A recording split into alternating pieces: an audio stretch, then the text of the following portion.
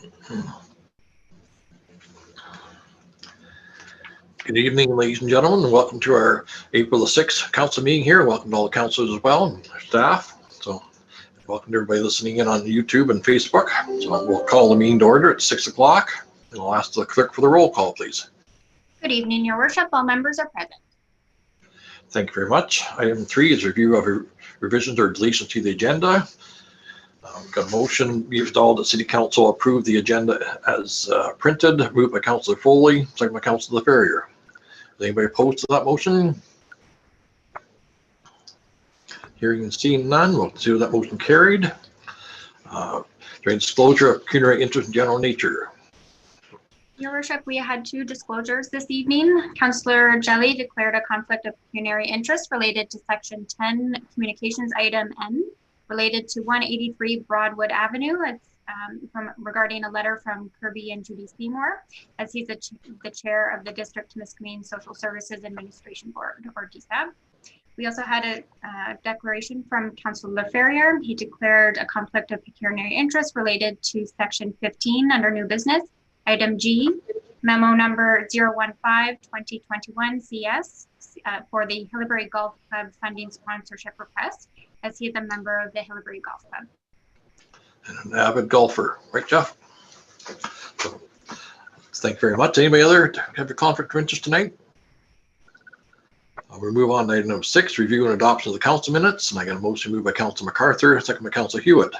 Be resolved that City Council approves the following minutes as printed. A, the regular meeting of council was held on March the 16th, 2021.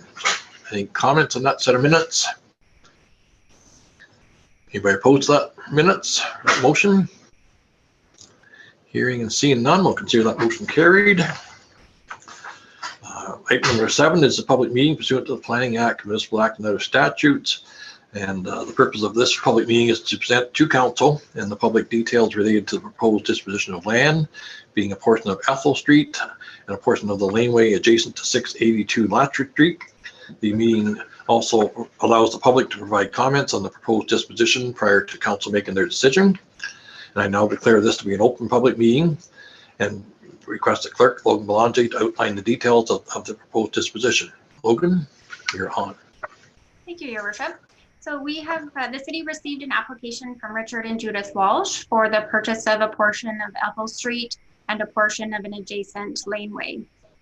The application was also presented to the Corporate Services Committee meeting, which was held on March the 17th of this year, and the committee was supportive of the land transfer. The applicants own the residential land adjacent to the subject properties. Essentially, the request is, there's 2 requests. There's a portion of Ethel Street. Currently, the existing garage as well as the driveway are located completely on municipal road allowance, and the owners are seeking to reconstruct the garage. There is also a portion of an adjacent laneway, and they're seeking to have contiguous ownership by purchasing a portion of the laneway. The next slide identifies an aerial view of the subject property, 682. So you'll notice that the property is divided by the laneway outlined in red. So they're looking to purchase that portion. And as well as you could see on the aerial photo that the garage and the driveway that front on Ethel is on road allowance. So we're looking to transfer about 33 feet of width of that portion of the roadway to the owners of 682 Latchford Street. And the city will retain the other portion as well as continue to maintain that property as well. The next slide related to the disposition of land in accordance with bylaw 2015-160. Section 3 outlines the disposal method. Staff's recommending a direct disposition to the owners. Section 4 is a determination of value.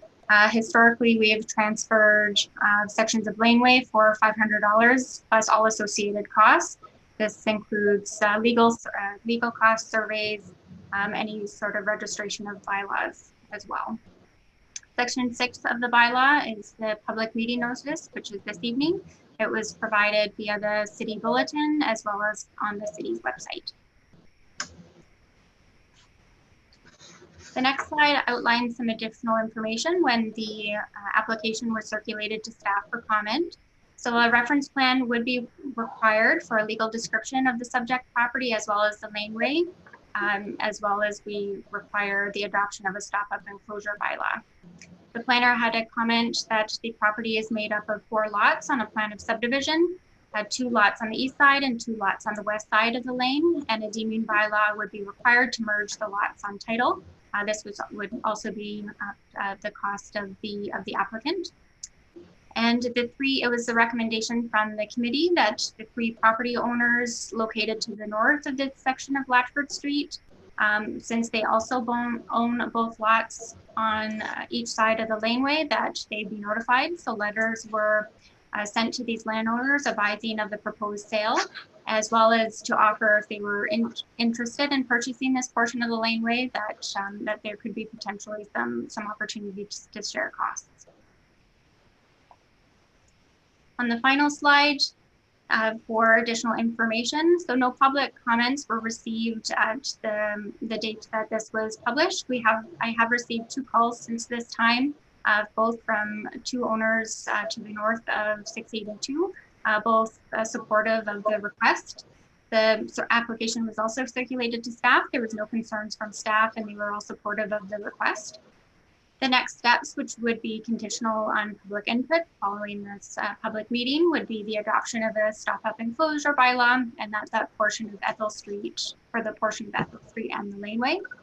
There would be an administrative report recommending the purchase and sale of the subject properties, as well as the adoption of a deeming bylaw to merge the lots on title. So thank you. Thank you very much, Logan.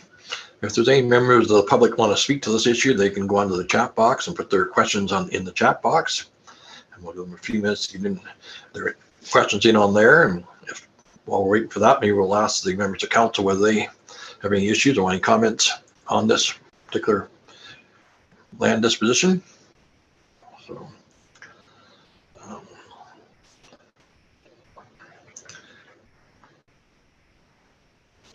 hey, Shelley, do we got any comments at all coming in? See anything? No comments or questions, Mayor Kidd. Okay. If there's nothing coming in, then I'll now declare this public meeting to be closed, and the council will give due consideration to this application at a later date there. So thank you very much, Logan. We'll move into item number 8, the question and answer period. Do we have any questions came in earlier today? Shelley? Yes, we have 2, Mayor Kidd. So the first one is from Rob Ritchie, and he's asking if the city of Temiskaming Shores mayor and council are going to give their support to the Niagara region for respecting the rights of homeless, mental health, and addiction. Yeah, I believe that's the item that's coming up in the correspondence under 10G. So we'll deal with that in a few minutes there and see whether council brings that issue back. One thing that is happening presently is there is an RFP being put out by DSAB to hire a consultant to actually do the community safety and well-being plan, which I think will address a lot of the issues that we have in the district as a district-wide initiative. And they'll actually deal with homelessness and mental health and addictions as well in that plan, and maybe give us some direction as to where we should be going. So hopefully that will maybe address our issue locally, and we'll see whether we can actually support the Peterborough and Niagara Falls motion there as well. So any other comments from council on that matter? If not, is there any other questions? Shelley? There's a concern over the speed of the cars on Market Street past the seniors building, and she feels that there should be a police officer parked there, as well as the bank corner. She's concerned that it's a bad place to cross the street. Yeah, that comes down to a policing matter, how much time they've got, how much staff they've got. Maybe when we get our speed sign that we're going to hopefully pass it motion tonight to order that speed limit sign there, that we'll be able to put that in different locations, and maybe we can put it down on Market Street for a week or 2 at a time there as well, and just indicate to people how fast they are actually driving on some of those back roads there. But I think we can definitely mention that at the police service board meeting as well, and get the police to monitor certain areas as well. I know I heard 3 or 4 comments about people nearly getting run over on that bank corner, so it is people are going to have to be a little more cautious and not be in such a big rush getting around the downtown there. So, But hopefully we can keep working on the issue. So hopefully that'll we'll be able to satisfy Ida's concerns there. So, any other questions? If I could, Mayor Kidd, yes, I just appreciate that you're going to see that comes on to our police service board meeting, and we will deal with it in discussion with the OPP. But you're absolutely right. When time permits, they certainly do traffic, so we'll mention those two areas to them. Thank you. Okay, thank you, sir. Any other questions coming in the chat line or anything, Shelley? No other questions. Okay, well, there's moving on to item number 9, the presentations. There are none tonight. We'll move into the communications, and 10A is a letter from Mrs. Ida Hilson, the resident, regarding presentation to council and the petition from Market Street residents. And that's received for information. And just to outline a little more what we're going to do a little later this evening is that we're going to probably pass a motion here tonight that we're going to leave the Lakeshore Broadwood streetlights the way they are and not probably make any changes at that point. And then we're going to look at possibly postponing any lights down on Warwick Street until 2022 and decide just what the future possibly is of that school down there, whether they're going to move the grade 7 and 8s and whether there is long-term plans to keep that school open for the next 8 or 10 years. So we'll have some more contact with the school board on that. And before we make any decision on that, whether we're going to put that in 2022 or later. So just to give a little bit of an update. 10B is a letter from the Ministry of Natural Resources and Forestry regarding the Temiskaming Management Unit, the inspection of the 2021-2022 annual work schedule. That was received on March 15th for our information. 10C is a letter from Frank Prevost, the Mayor of Township of South Glengarry, regarding support for COVID-19 vaccine distribution, and that was received on March the 15th. 10D is a letter from John Pegg, the Ontario Fire Marshal, the Ministry of the Solicitor General, the Office of the Fire Marshal and Emergency Management, regarding COVID-19 relief funding for municipalities program, and that was received on March the 16th. I think Steve Langford got a copy of that as well. 10E is a letter from the Honourable Sylvia Jones, the Solicitor General, regarding an update on the new Ontario Provincial Police Detachment Boards under the Community Safety and Policing Act, and that was received on March 18th. Received for our information. 10F, Ministry of Natural Resources and Forestry, regarding the inspection of the 2021-2022 annual work schedule for the Sudbury Forest, and that was received on March 18th for our information. 10G is a letter from Peggy Moran, the coordinator for the Center Education and Adults in Liskeard, regarding a donation request to offer graduates a bursary during a celebration received on March the 15th for information. 10H is a letter from the Ministry of Natural Resources and Forestry regarding the MNRF approved forest management plan inspection received on March the 19th for information. 10I is a letter from the Honourable Lisa Thompson, Ministry of Government and Consumer Services, regarding Municipal Freedom of Information and Protection of Privacy Act support resolution. We'll follow up, received on March the 19th. And 10J is a letter from Marissa Martin, the Administrative Services Assistant for Peterborough County, regarding support for homelessness, mental health, and addictions, and that was received on March the 19th for information. 10K is a letter, or actually a report from the Temiskaming Regional Airport for the financial statements from October 2020 and November 2020. That's received on March the 23rd for information. 10I, or L, I should say, Township of Pickle Lake, support for Municipal Elections Act amendments, received on March the 25th for information. 10M is a letter from Jennifer Setterington, the Town of Kingsville, regarding support for Bill C-21, an act to amend certain acts and to make certain consequential amendments for firearms, and that's received on March the 26th for information. 10N is a letter from Kirby and Judy Seymour, the residents, 183 Broadwood Avenue, Zach's crib, and that was received on March the 29th. And Councillor Jelly exploded a conflict of interest for the communications for that particular item and did not participate in discussions of the subject matter so far, and he won't be involving himself in that discussion. That was received for our information. 10O is a letter from Tom Cambridge, the Board of Directors and the Chair of Northdale Manor, regarding the Crosswalks Lights Project, and that's received on March the 29th for information as well. And lastly, 10P, a letter from C. Tarling, the Director of Legislative Services and City Clerk for the City of Kitchener, regarding support for Planning Act timelines. And that was received on March the 31st. I've got a motion moved by Councillor Jelly, second by Councillor Whalen. Be resolved that City Council agrees to deal with communication items 10A to 10M and items 10O to 10P according to the agenda references. Any comments on those list of correspondence? Anything that want brought back? Councillor Jelly's got his hand up. I do, Your Worship. Item, make sure I get the right one here. Item M, support to Bill C-21. I don't believe there's been any changes come from the government. Correct me if I'm wrong, but this is the new firearms legislation where the intent is to put some responsibility on municipalities to pass bylaws concerning firearms, I believe going to ranges and what have you. I think we should support this. I don't believe that communities should be involved in this. You get the community, and then somewhere outside the community, as we have a gun course, if we prohibit this, then that's very difficult. I think this type of amendments belong to the government and Mr. Blair, and that they should, if they're going to work on an act to amend certain acts, i.e. firearms, that they should be doing the totality of the acts. So I'd ask that to be brought back to our next meeting, please. Okay, will do. No problem. Councillor MacArthur. Yes, thank you very much, Mayor Kidd.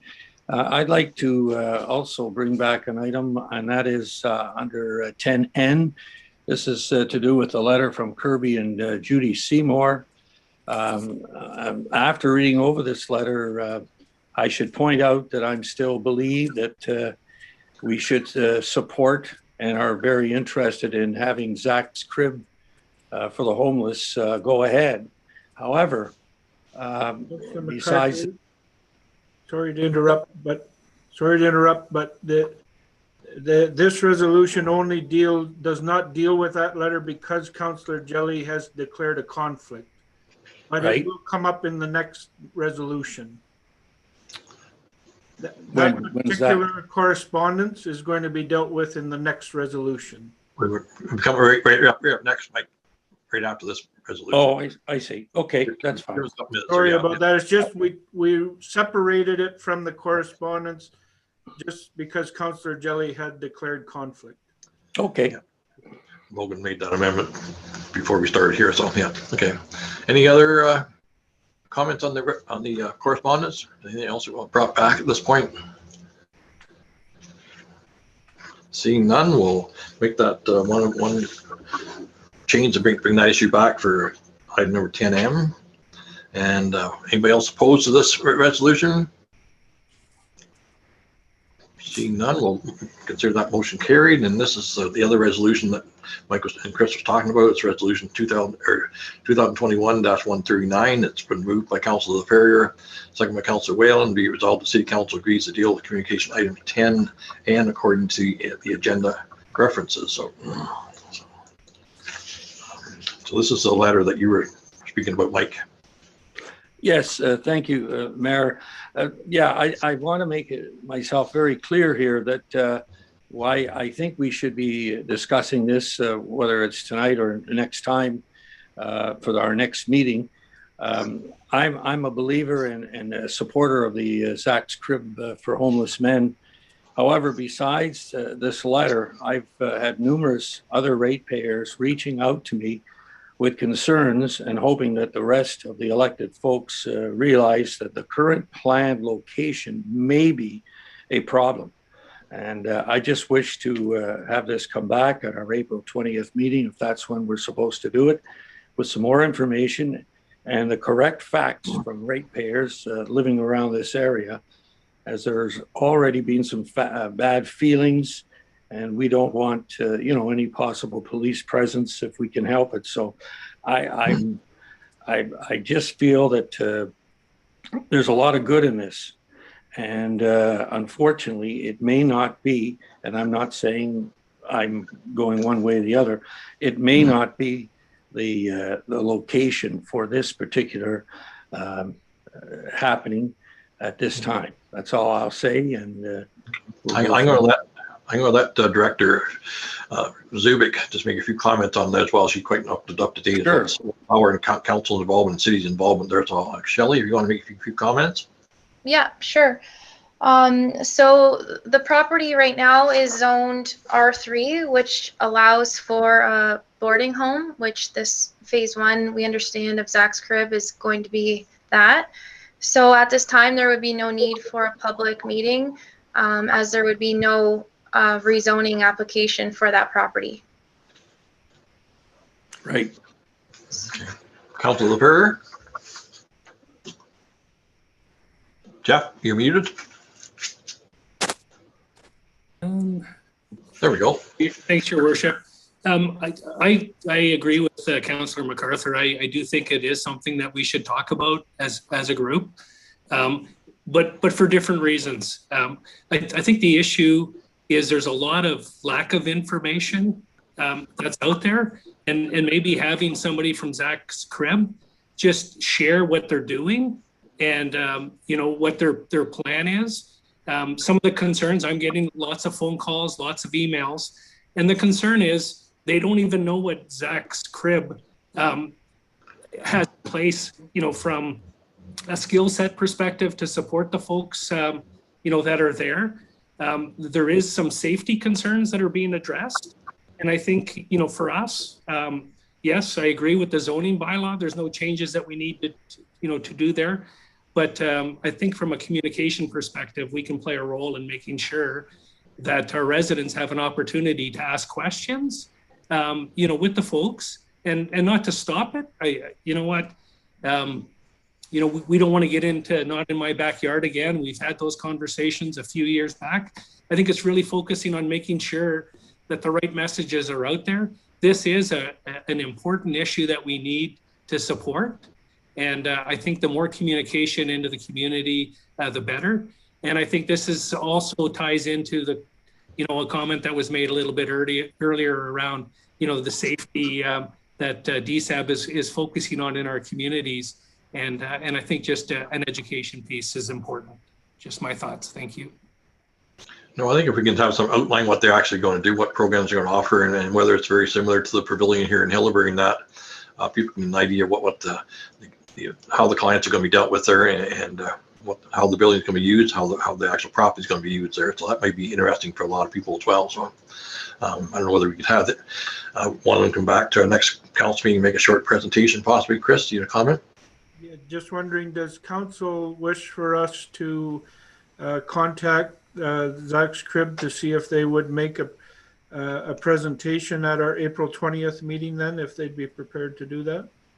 Yeah, everybody's nodding to that effect. So yes, yeah, let's go ahead and contact. Logan and I will coordinate that this week and reach out to them, and hopefully they'll be able to come to a meeting. Okay, good. Any other comments on this resolution? See none. Anybody opposed to this resolution? I'll consider that motion carried. Moving on to item number 11, the committees of council, community and regional. I've got a resolution moved by Councillor Foley, seconded by Councillor Hewitt. Be resolved that the following minutes be accepted for information. A, the minutes of the Orton Temiskaming Regional Airport Authority meeting held on December the 17th, 2020. B, the minutes of the Temiskaming Shores Public Library Board meeting held on February the 24th, 2021. C, the minutes of the Provincial Offences Advisory Committee meeting held on March the 22nd, 2021. These three sets of minutes there. So, anybody got any comments on these minutes? Anybody opposed to this motion? Hearing and seeing none, we'll consider that motion carried.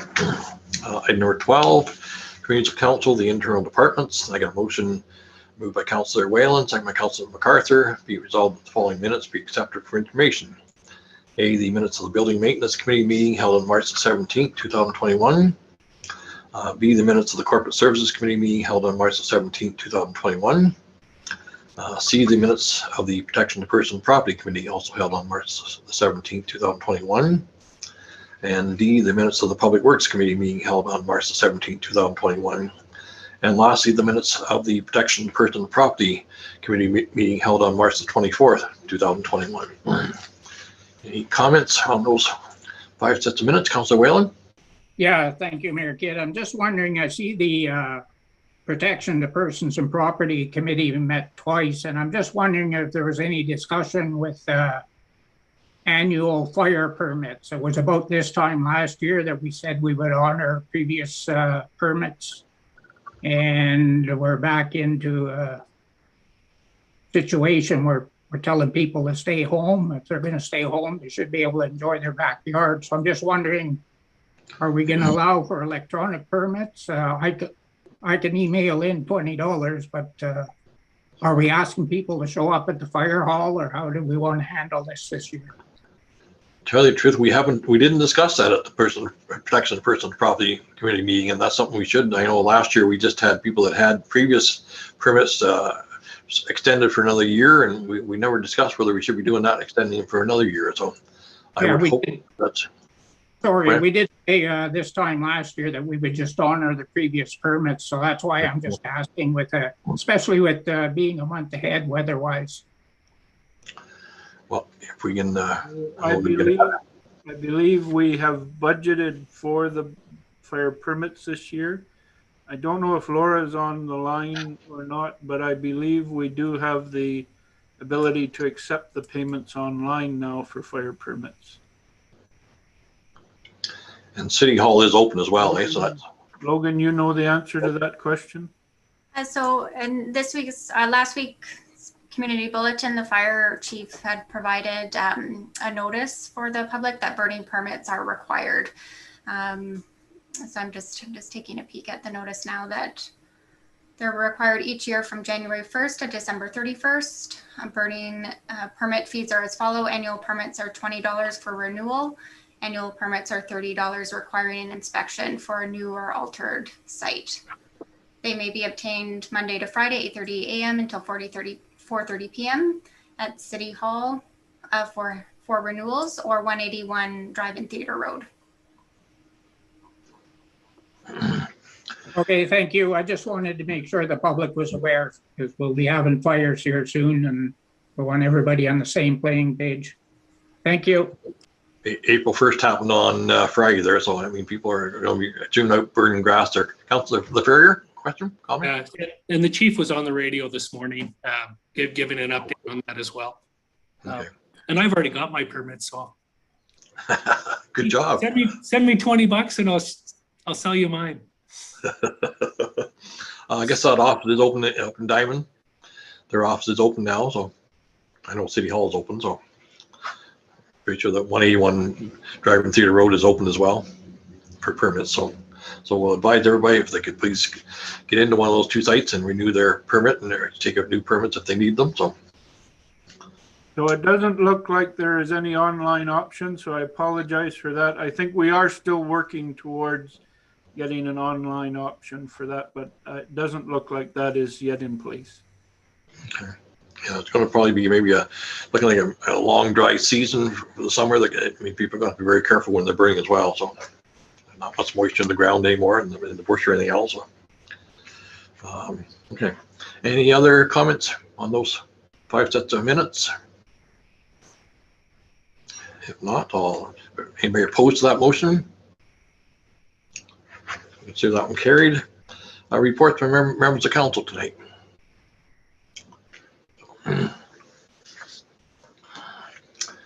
Everybody's quiet.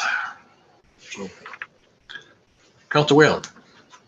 Yeah, I'll just take the opportunity then to maybe mention to the general public that Public Works is out and doing their street sweeping. Lots of equipment going back and forth, so everybody can take a little bit of caution. And I think the boys are doing a remarkable job, and it's actually quite entertaining to watch them, the way they clean the streets. But again, when you're backing up a loader the size of the ones they are, it's be nice if the public could watch out for them too. Thank you. Okay, good. Councillor Jelly. Yeah, thank you. Not to step on you, Dan, but it's our staff, not our men. We have women out there operating this equipment too, and it's nice to see. Other comments? Councilor Verrier. You're muted again, Jeff. There we go.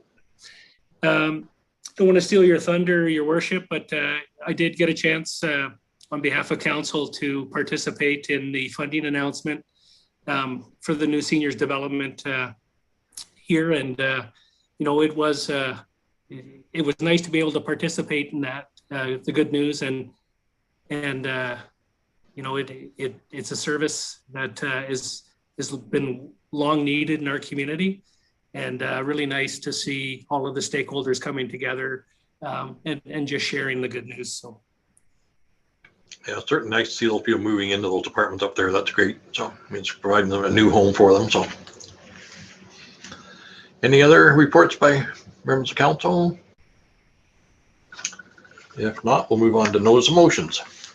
Councilor Whalen, you have notice of motions?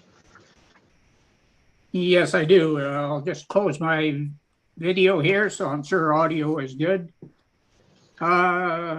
Following notice of motion, whereas the Temiskaming detachment of the Ontario Provincial Police provides service to 19 municipalities and supports one First Nation police service in its coverage area representing 20,200 residents. And whereas the Minister of the Solicitor General initiated consultations on OPP detachment boards in January, February 2020. And whereas the Minister of the Solicitor General sent a letter to all heads of council and First Nations chiefs dated March 18, 2021, requesting that municipalities and First Nation communities receive direct and/or supplemental services from an OPP detachment, submit one proposal indicating the composition of their board, and if needed, a rationale for multiple boards and the composition of each additional board. And whereas the deadline to submit complete proposals to the ministry is Monday, June 7th, 2021. And whereas the Temiskaming Shores Police Service Board was formed in 2004 with a hybrid municipal and OPP police service. And whereas the municipal police service was disbanded in September of 2007 in favor of an OPP contract for the entire municipality, with a preference for a police services board be maintained. And whereas the Temiskaming Shores Police Service Board represents almost 1/2 of the population covered by the Temiskaming detachment of the Ontario Provincial Police, 9,920 residents.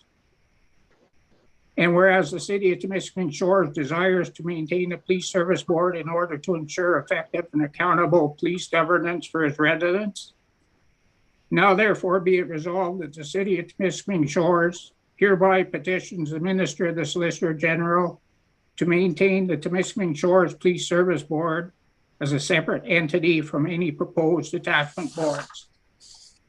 And that the City of Temiskaming Shores respectfully requests support from the municipalities and First Nations covered by the Temiskaming detachment of the Ontario Provincial Police. And further, that the council directs the city manager to contact each of the municipalities and Temiskaming First Nation in an effort to develop a joint proposal and rationale for multiple boards for the Temiskaming detachment of the Ontario Provincial Police. And I have sent a copy of that resolution to the clerk. Okay, thank you very much, Councilor Whalen. We'll definitely bring that back to the next council meeting on the 20th of April there for approval, that resolution. Any other comments tonight? Notice motions? Seeing none, we'll move into item number 15, the new business. I should let Councilor McCarthy read this one, but I'll read it. It's a support for the long-term care homes from Halton Region. It's a resolution 2021-142, moved by Councilor Jelly, second by Councilor Hewitt. Whereas the Council for the Regional Municipality of Halton adopted a resolution regarding long-term care homes at their meeting held on February the 17th, 2021. And whereas residents and staff at a long-term care home have been disproportionately affected by COVID-19. And whereas in the first wave of the pandemic from March to July 2020, there were approximately 5,488 residence cases and 2,290 staff cases in Ontario, and tragically 1,817 residents and 7 staff lost their lives to this disease. And whereas on the 15th of April 2020, Premier Ford stated, "We will stop at nothing to protect those who cannot protect themselves." Today, we are launching an all-out plan to fight COVID-19 in our long-term care homes. We will fortify the iron ring of protection around our long-term care residents and those who care for them. We'll go further in testing, screening, surveillance, targeting the homes facing outbreaks. Whereas, okay, that's part of his quote there. And whereas there have been approximately 9,417 resident cases and 4,217 staff cases in Ontario in the second wave, from the September 2020 through to February 2021, and 1,869 residents and 3 staff have lost their lives, representing an increase of residents' deaths from the first to second wave. And whereas for-profit long-term care homes have seen a disproportionate incidence of care failing to meet the standard of Long-Term Care Act, which states that a long-term care home is primarily the home of its residents and is to be operated so that it is a place where they may live with dignity and in security, safety, and comfort, and have their physical, psychological, social, spiritual, and cultural needs adequately met. And whereas the Canadian Armed Forces report dated May the 20th, 2020 revealed conditions, including inadequate staffing levels and training, limited medical supplies, unsafe medication administration, insufficient procedures to reduce the spread of COVID-19, poor infection prevention and control standards of practice, deficiencies in infrastructure, and significant concerns about standards of care, including seniors calling out for help, rotting food, missed meals, seniors left in soiled diapers and linens, and cockroach and bug infestations.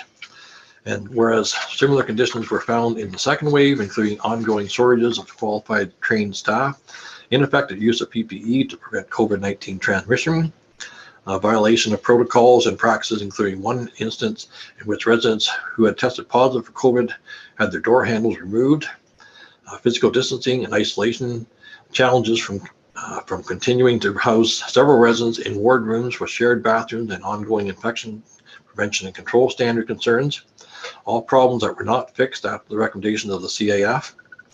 Whereas the provincial government has launched an independent commission to investigate COVID-19 spread within long-term care homes, how residents, staff, and families were impacted, and the adequacy of measures taken by the province and other parties to prevent, isolate, and contain the spread.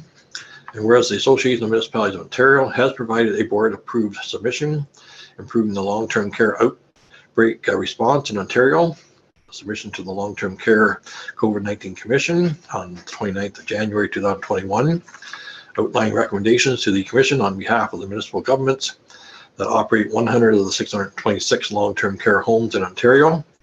And whereas AMO's submission puts forward 48 recommendations for action in both public and private long-term care homes across the 9 themes: vision for the long-term care and leadership culture, public health and safety, planning and communications, staffing measures, care for residents, funding, inspections, enforcement and compliance, and mental health and well-being. And whereas one of the key recommendations of the annual submission is that the Ministry of Long-Term Care and the Ministry of Health review the adequacy of infection prevention and control programs under the Long-Term Care Homes Act 2007 in preventing and managing COVID-19 outbreaks, and to institute higher standards with increased funding to homes to implement these standards. And whereas the Canada's Health Act aim is to protect, promote, and restore the physical and mental well-being of residents of Canada, and that the federal government provides long-term care funding to provinces and territories through the Canada Health Transfer, and whereas the federal government does not currently provide funding earmarked to support the long-term care home sector, and whereas the Federation of Canadian Municipalities works with and advocates to the federal government to secure new tools and empower municipalities to build stronger communities, and whereas the operation of long-term care homes is a municipal responsibility in Ontario and is of significance to the federal-municipal relationship. Now, therefore, be resolved, the Council for the City of Temiskaming Shores hereby supports the Municipality of Halton Region Council's endorsement of AMO's recommendations contained in this submission to the Long-Term Care COVID-19 Commission. And the council strongly urges the provincial government to move forward with the implementation of these recommendations, including instituting higher standards with increased funding to homes to implement these standards, and that the city of Temiskaming Shores advocate to the federal government to enhance federal health care funding to the provinces and territories, specifically dedicating funding to long-term care, and to undertake further efforts to protect, promote, and restore the physical and mental well-being of long-term care residents in Canada.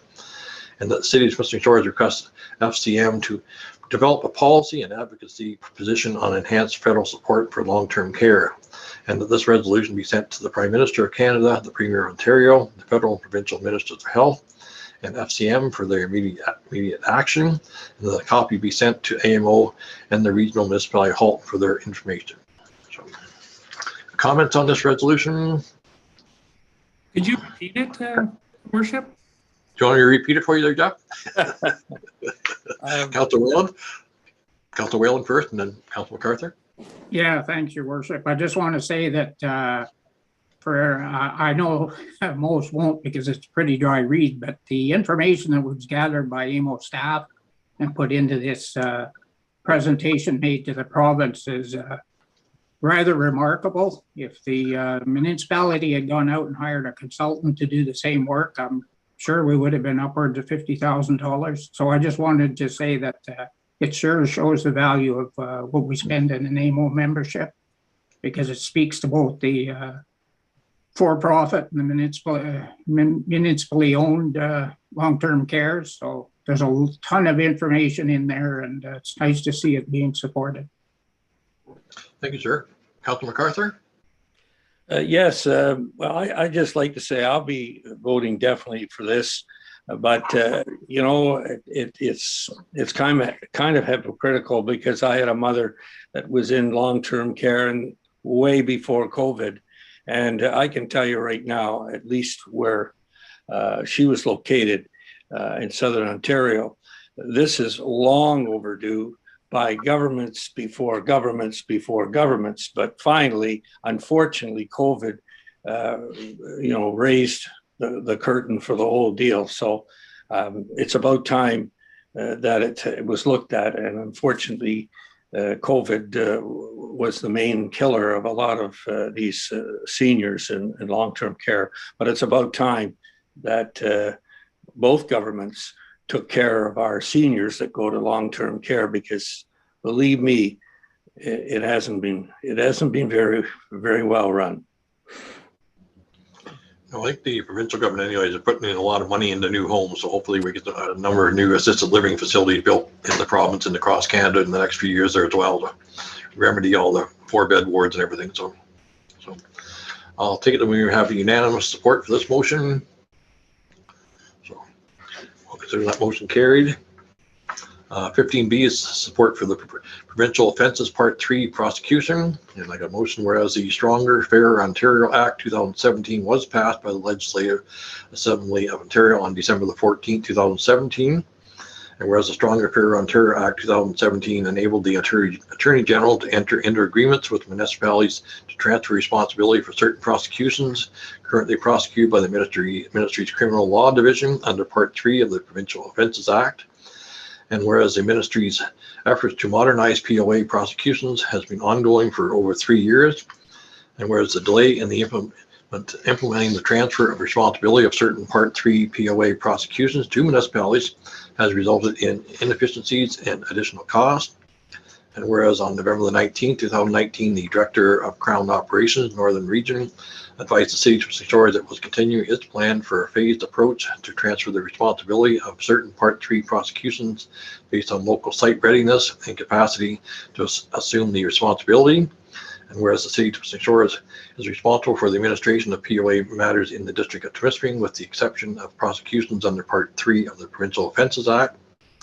And whereas the Temiskaming District POA Intermunicipal Advisory Committee met on March the 22nd, 2021, and passed a resolution to indicate its readiness and capacity to assume certain Part 3 prosecutions under the Provincial Offences Act, as enabled by the Stronger, Fairer Ontario Act 2017.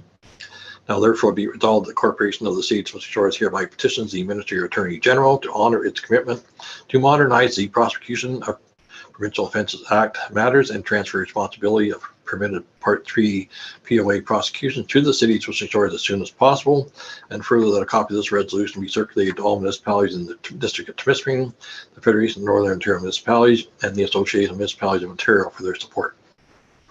Any questions, comments? Anybody opposed to this motion? We'll consider that one carried. 15D is Memo 012, 2021 CS, the Intermunicipal Service Agreement for the Provincial Offences Act. And I got Resolution 2021-145 as moved by Councillor Whalen, second by Councillor Jelly.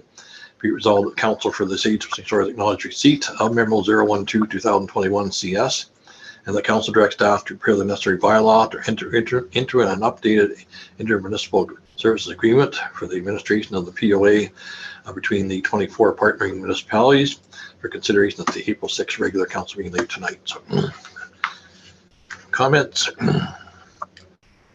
Anybody opposed to this motion? Mayor Kidd, I think we Yes, Chris. missed the one resolution, the collection and write-off policy.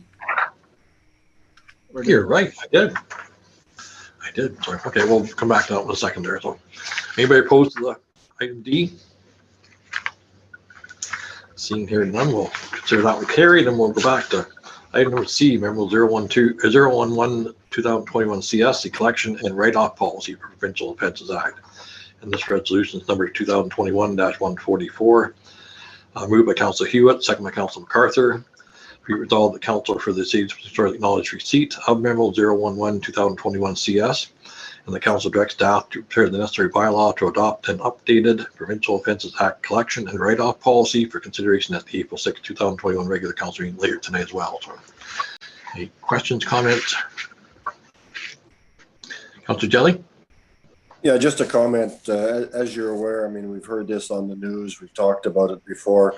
The amount of money owing for POA tickets in the province of Ontario is astronomical, and collecting them is very difficult. So there is some movement on different ways of collecting. Notices are being sent. Collection notices are going out. You can now have your driver's license suspended for unpaid fines. You have for a while. You also cannot renew your plates if you owe money, and there's a third-party collection system in place. And also partial payments will be accepted. So it's not for lack of trying. It's hopefully we can make a little better headway and collect some of the money owing in the province. Thank you. Thank you, sir. Any other comments? Anybody opposed to this motion? We'll consider that motion carried. Thanks, Chris, for bringing that back up there. So, 15E, Memo 013, 2021 CS, the 2020 Provincial Offences Administration Annual Report. I got a motion moved by Councillor Ferrier, second by Councillor Foley. Be resolved that Council for the City of Temiskaming Shores acknowledge receipt of Memo 013, 2021 CS, specifically the 2020 Provincial Offences Administration Annual Report for information purposes. Questions, comments? Anybody opposed to that resolution? We'll consider that one carried. 15F, Memo 014-2021 CS, deeming bylaw for Edward Street. And I got a resolution moved by Councillor MacArthur, second by Councillor Whalen. Whereas the owners of property on and in the vicinity of Edward Street would like to merge lots on title through the adoption of a deeming bylaw in compliance with the Planning Act in order to create one property with one roll number. And whereas the owners have acknowledged that registration of the pending deeming bylaw on title will be at their expense. Now therefore be it resolved the Council for the City of Temiskaming Shores hereby directs staff to prepare the necessary bylaw to deem Buck Township Concession 5, part of Lot 11 PCL 348.2821T and Plan M129NV in the lots 70 and 76 and 84 to 95.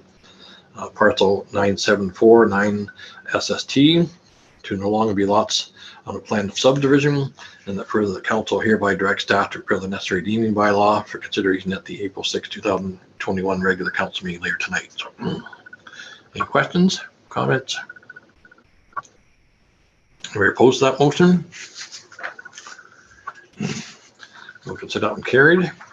Moving on to 15G, Memo 015-2021 CS, the Hillary Golf Club. Funding sponsorship request, and Councilor Ferry has declared a conflict on this particular item. Moved by Councilor Jelly, second by Councilor Hewitt. Be resolved the Council for the City of Twistling acknowledge receipt of Memo 015-2021 CS. The Council for the City of Twistling Shores approved the request from the Hillary Golf Club requesting the municipal sponsor municipality sponsor their funding application to the FCC Agri-Spirit Fund in the amount of $20,000 towards energy footprint reduction project. So, any comments? Any questions? Anybody opposed to this motion? Hearing and seeing none, we'll consider that motion carried. 15H, the Administrative Report CS 012-2021, the Small Craft Harbor Agreement. Resolution 2021-149 is moved by Councilor Foley, second by Councilor Whalen. Be resolved that Council for the City of Shores acknowledge receipt of Administrative Report CS 012-2001, and the Council directs staff to prepare the necessary bylaw to enter into a 5-year agreement with the Fisheries and Oceans Canada for the Small Craft Harbor Facility, the Hillary Marina, for consideration at the April 6, 2021 regular council meeting later tonight. So, any comments, questions? Anybody opposed to this motion? Seeing none, we'll consider that motion carried. 15I, Administrative Report CS 013-2021, Dismissing Tumblers Gymnastic Club Lease Agreement. And the motion is moved by Councilor Hewitt, second by Councilor Ferrier. Be resolved that Council for the City of Shores acknowledge receipt of Administrative Report CS 013-2021. And the Council directs staff to prepare the necessary bylaw to enter into an agreement with the Dismissing Tumblers Gymnastics Club for the use of the Don Shepard Memorial Arena Hall in the amount of $724.55 per month, plus applicable taxes, effective May the 1st, 2021, with an annual increase of 2% for consideration at the April 6th, 2021 regular council meeting. So, any comments, questions? We opposed to that motion? Seeing and hearing none, we'll consider that motion carried. And 15J, Administrative Report CS 014-2021, the Ontario Provincial Police Boat Slip Rental. And I got a resolution moved by Councilor Whalen, second by Councilor Jelly. Be resolved the Council for the City of Twistling Shores acknowledge receipt of Administrative Report CS 014-2021. And the Council directs staff to prepare the necessary bylaw to renew an agreement with the Majesty of the Queen of Right in Ontario, as represented by the Ministry of Infrastructure, for the rental of a boat slip for the Ontario Provincial Police at the Liscar Marina for an additional 5 years for Council's consideration at the April 6, 2021 regular council meeting later tonight. So, comments, questions? Anybody opposed to that motion? We'll consider that one carried. 15K, Administrative Report CS 015-2021, the Asset Management Software Request for the proposed proposal award. A motion moved by Councilor MacArthur, second by Councilor Hewitt. Be resolved the Council for the City of Twistling Shores acknowledge receipt of Administrative Report CS 015-2021. And the Council directs staff to prepare the necessary bylaw to enter into an agreement with ESRI Canada for the award of asset management software as detailed in the request for proposals Corp-RFP-001-2021 for the total upset limit of $95,784 plus applicable taxes for consideration at the April 6, 2021 regular council meeting. Questions, comments? Seeing and hearing none, anybody opposed to that motion? That is carried. 15L, Administrative Report CS 016-2021, the land sale and land acquisition. Moved by Councilor LaFerrier, second by Councilor Foley. Be resolved that Council for the City of Twistling Shores acknowledge receipt of Administrative Report CS 016-2021. And the Council directs staff to continue with the disposition of Bond Street in accordance with Bylaw 2015-160 by preparing the necessary bylaws to stop up and close a portion of Highway Bond Street and to enter into an agreement of purchase and sale with Peter Hard and Tammy Hard for the municipal real property for consideration at the March 16, 2021 regular council meeting. And further, the council directs staff to proceed with the acquisition for a portion of Edward Street by preparing the necessary bylaw to enter an agreement of purchase and sale with Peter Hard and Tammy Hard for consideration at the April 6, 2021 regular council meetings. Questions, comments? Anybody opposed to the motion? Yes, Clerk Logan. Thank you. I just wanted to notice I did a typographical error that was meant to say April the 6th, consideration at April the 6th, 2021 meeting. My apologies.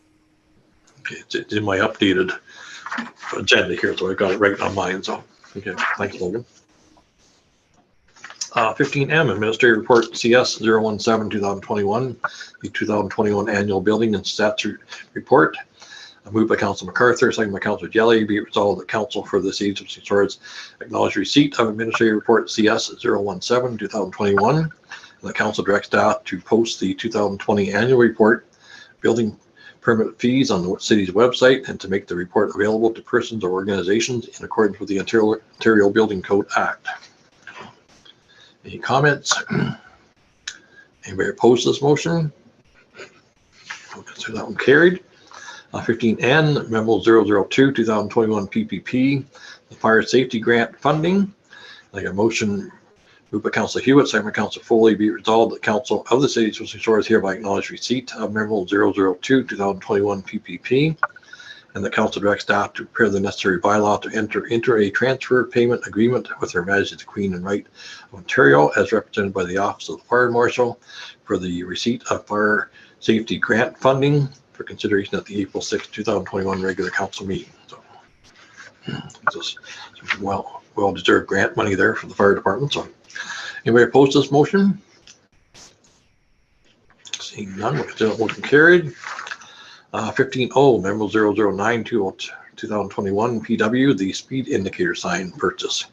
And I got a resolution moved by Councilor LaFerrier, second by Councilor MacArthur, and be resolved the Council for the City of St. George acknowledge receipt of Memo 009, 2021 PW, and the Council directs staff to purchase the portable speed indicator sign by increasing the operating budget for traffic safety lights by $4,500. So, comments? Hopefully we can put this at different locations around the city there and indicate just how fast people are driving. So, anybody opposed to this motion? So that motion carried. And 15P, Memo 010, 2021 PW, the pedestrian crosswalk project deferral. And I got a motion moved by Councilor Hewitt, second by Councilor Foley.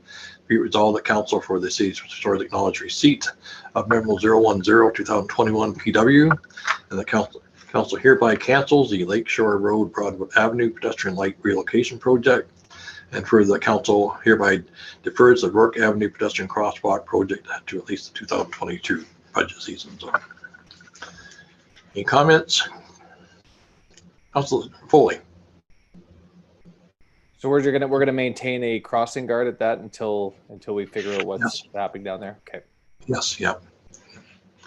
That'll be maintained there. We've heard rumors that possibly grades 7 and 8 are going to be transferred to CSM, and we're just going to confirm that and just make sure we're putting good money in that, putting a set of crosswalks in there. So later on in 2022, whatever. So, if I could, Your Worship.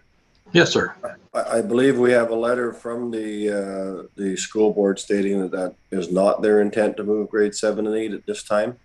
We're certainly, I'm in favor of studying it and deciding what we're going to do next year. But I think that's the decision that has been made.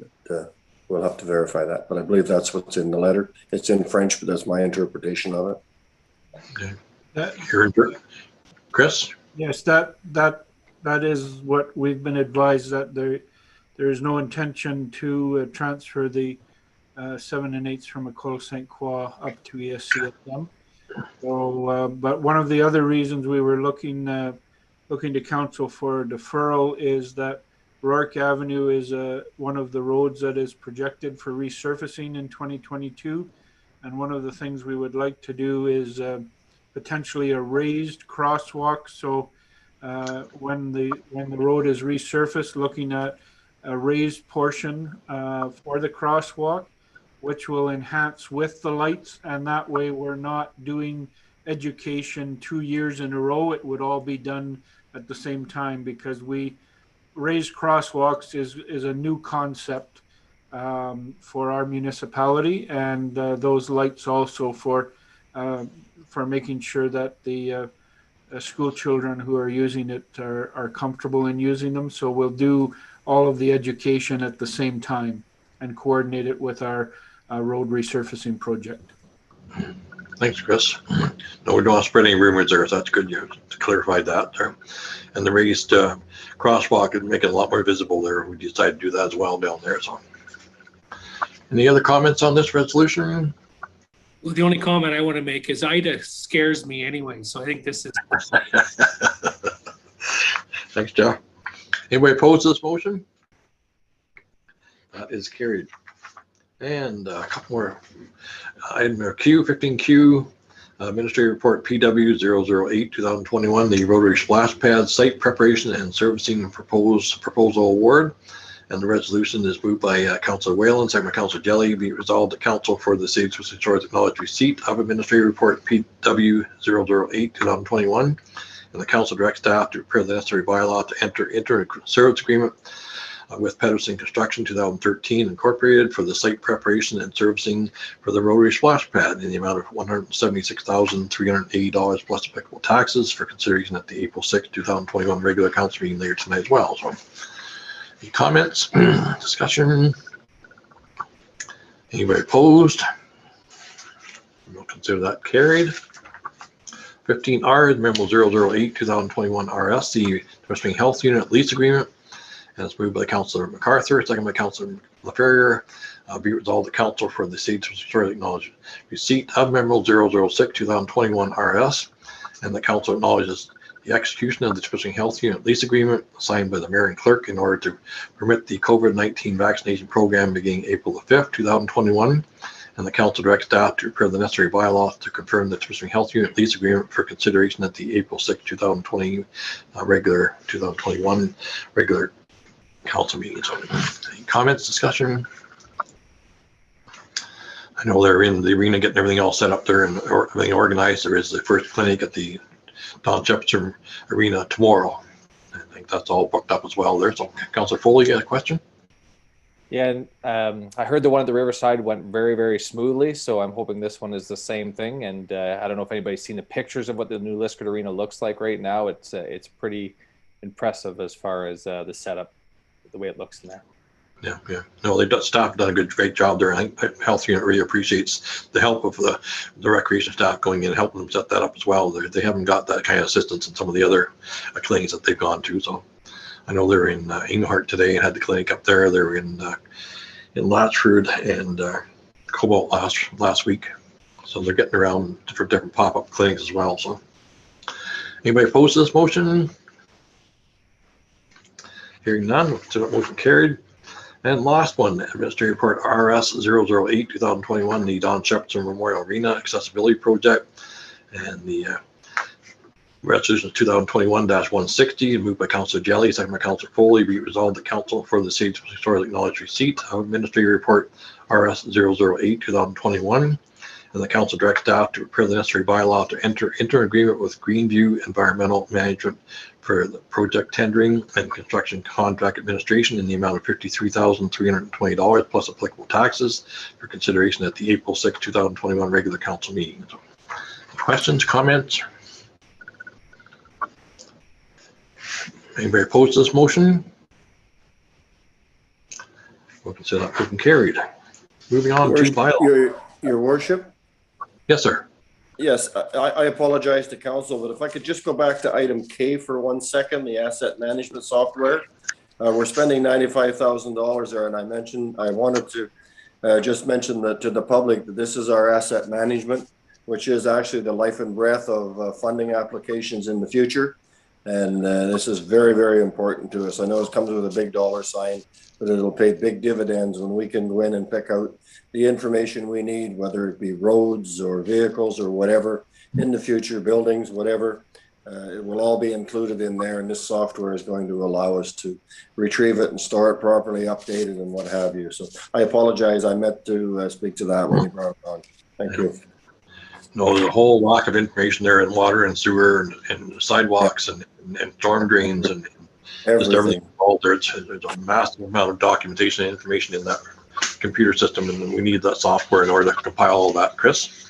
Just a note on that as well, since Councillor Jelly brought it up, we did receive, that project will be 50% funded through the Federation of Canadian Municipalities. So we did receive some funding up to 50% up to 50,000.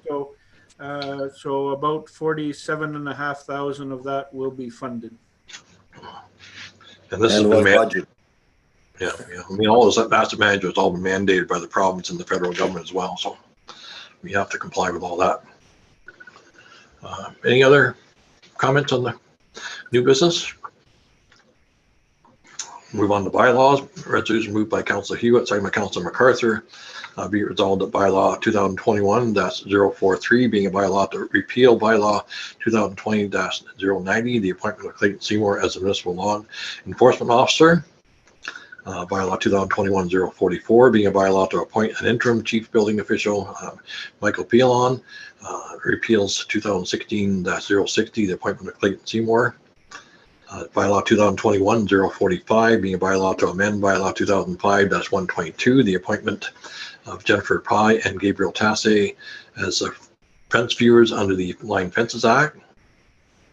Bylaw 2021-046 being a bylaw to amend bylaw 2005-110, the appointment of Gabriel Tasse as a livestock valuer under the Livestock, Poultry and Honeybee Protection Act.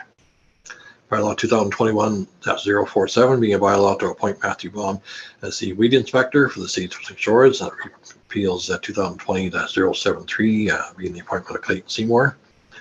Bylaw 2021-048 being a bylaw to adopt the Provincial Offences Act fine collection and write-off policy. Bylaw 2021-049 being a bylaw to authorize the execution of an inter-municipal agreement with municipal area partners with respect to the Provincial Offences Act. Repeals the Town of Hillsbury bylaw 2000-065. Bylaw 2021-050 being a bylaw to designate any plan of subdivision or part thereof that has been registered for 8 years or more, which shall be deemed as not a registered plan of subdivision for Edward Street, the roll number 5418-030-011-139.00, 5418-030-011-162.50. The bylaw 2021-051 being a bylaw to enter into a lease agreement with Her Majesty the Queen and Right of Canada, represented by the Minister of Fisheries and Oceans for the Small Craft Harbour Facility, the Hillsbury North Marina, and the Harbour Place Pavilion. Bylaw 2021-052 being a bylaw to enter into a lease agreement with the Temiskaming Tumblers Gymnastics Club for the Don Chepster Memorial Arena Hall. Bylaw 2021-053 being a bylaw to amend bylaw 2011-048 for the OPP boat slip. Bylaw 2021-054 being a bylaw to enter into an agreement with ESRI Canada Limited for asset management software. Bylaw 2021-055 being a bylaw to stop up and close a highway, in particular Bond Street. Bylaw 2021-056 being a bylaw to authorize the sale of land to Peter Hard and Tammy Hard. Bylaw 2021-057 being a bylaw to authorize the purchase of land from Peter Hard and Tammy Hard. Bylaw 2021-058 bylaw to execute a transfer payment agreement with Her Majesty the Queen and Right of Ontario as represented by the Office of the Fire Marshal for a fire safety grant. Bylaw 2021-059 being a bylaw to enter into an agreement with Pedersen Construction 2013 Incorporated for the Rotary Splash Pad site preparation and servicing. Bylaw 2021-060 being a bylaw to enter into an agreement with the Temiskaming Health Unit for the lease of the Don Chepster Memorial Arena dry floor for use as part of the COVID-19 vaccination program. And lastly, bylaw 2021-061 being a bylaw to enter into an agreement with Greenview Environmental Management Limited for project tendering and construction contract administration for the Don Chepster Memorial Arena accessibility project. These bylaws be hereby introduced and given first and second reading. Anybody comment on those bylaws? Anybody opposed to that motion? We'll consider that one carried. And motion moved by Councillor Jelly, second by Councillor Whalen, be resolved that bylaws 2021-043, 44, 45, 46, 47, 48, 49, 50, 51, 52, 53, 54, 55, 56, 57, 58, 59, 60, and 61. Be given third and final reading, be signed by the mayor and clerk, and the corporate seal affixed thereto. Any last comment? Anybody opposed to that motion? So that one carried. Schedule of meetings. Next one scheduled for Tuesday, April the 20th at 6 p.m. and that will be another virtual meeting. And the next meeting after that is Tuesday, May the 4th, 2021 at 6 p.m. So we've reached the second question and answer period. Anybody got a question of council at this point? Shelley? Just one, Mayor Kidd, and it's from Mike Schinner. And he's asking, when are we going to start the road repairs? Mitch, are you on the line? I think. Yes, I am, Mayor Kidd. So Do you want to handle that? Sure. So the intent is to, we're tentatively scheduled to start the first week of June.